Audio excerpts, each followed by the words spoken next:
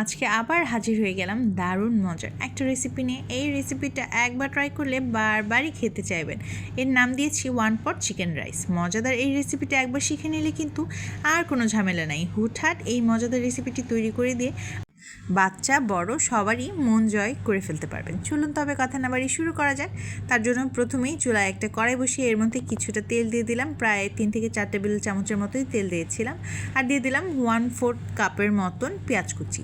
পেঁয়াজগুলোকে এবার কিছুক্ষণ সময় ধরে ভেজে নিতে হবে। খুব বেশি ভাজার প্রয়োজন নেই, অল্প একটুখানি ভাজার পর এখানে আমি দিয়ে দিচ্ছি এলাচ। এখানে আমি এলাচ, দারচিনি আর তেজপাতা দিয়ে দিব। এখানে আমি 2টি তেজপাতা দিয়েছি, 3টের মতো এলাচ দিয়েছি এবং 4-5 টুকরা দারচিনি দিয়েছি। এবার সব কিছুকে খুব ভালোভাবে মিশিয়ে নিয়ে এখানে আমি কিছু কিউব করে রাখা চিকেন ভেজে নেব। এখানে প্রায় 15 থেকে 16 পিসের মতন চিকেন আছে। এগুলোকে এবারে খুব ভালোভাবে কিন্তু কিছুক্ষণ সময় ধরে ভেজে নিতে হবে।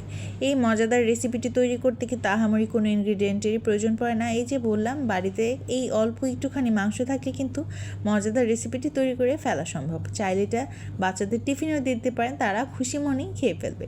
এবারে দিয়ে দিচ্ছি এখানে প্রায় 1/2 চামচের মতন লবণ, 1 চামচ করে মরিচের গুঁড়া, ধনিয়ার গুঁড়া, 1/2 চামচের মতন জিরার গুঁড়া আর 1 চামচের মতন গরম মশলা গুঁড়া। এবারে সব কিছু খুব সুন্দরভাবে মিশিয়ে নিতে হবে। মাংসটাকে কিছুক্ষণ সময় ধরে কষিয়ে নিতে হবে।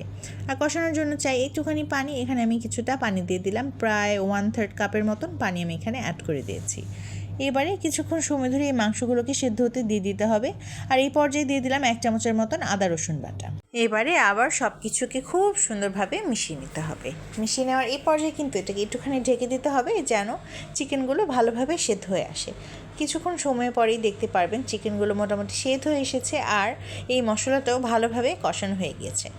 এই পর্যায়ে কিন্তু দিয়ে দিতে হবে চাল। এখানে আমি প্রায় 1 কাপের মতন চিনি গুঁড়া চালটা ইউজ করছি। চালটাকে আগে ভালোভাবে ধুয়ে পানি ঝরিয়ে নিতে হবে এবং এই পর্যায়ে চালগুলোকে অ্যাড করে দিয়ে একটুখানি নেড়ে চেড়ে এগুলোকে ভেজে নিতে হবে। চালগুলো কিন্তু খুব ভালোভাবে ভেজে নিতে হবে। যত ভালোভাবে চাল ভাজা হবে ততই কিন্তু পোলাওটা ঝরঝরা হবে। এবারে সব কিছুকে খুব সুন্দরভাবে মিশিয়ে নিচ্ছি। এই মজাদার রেসিপিটিকে এই কথা থেকে দেখছেন আমাকে কমেন্ট করে জানিয়ে যেতে পারেন। এই পর্যায়ে দিয়ে দিব কিছুটা গাজর কুচি। আমি গাজরগুলোকে কিউব সাইজ করে কেটে নিয়েছিলাম। আপনারা চাইলে এখানে অন্য সবজিও অ্যাড করতে পারেন। গাজরগুলো দেওয়া হলে কিন্তু দেখা যাবে বাচ্চাদের সবজিটাও খাওয়া হয়ে যাবে, চিকেনটাও খাওয়া হয়ে যাবে আর পেটটাও একদম ভরপুর হবে। আর সবসময় তো আমাদেরও নর্মাল খাবার খেতে ভালো লাগে না, তাই জন্য যদি এটা মাঝে মাঝে বানিয়ে খেতে পারেন তবে নিজেরও খুবই ভালো লাগবে। এবারে কতক্ষণের মতো ভেজে নেওয়ার পর এই পর্যায়ে দিয়ে দিচ্ছি পানি। পানিটা কিন্তু যতটুকু চাল দিবেন তার থেকে ডাবল দিতে হবে। 1 কাপের জন্য আমি এখানে 1.5 কাপের মতন গরম পানি ইউজ করেছি।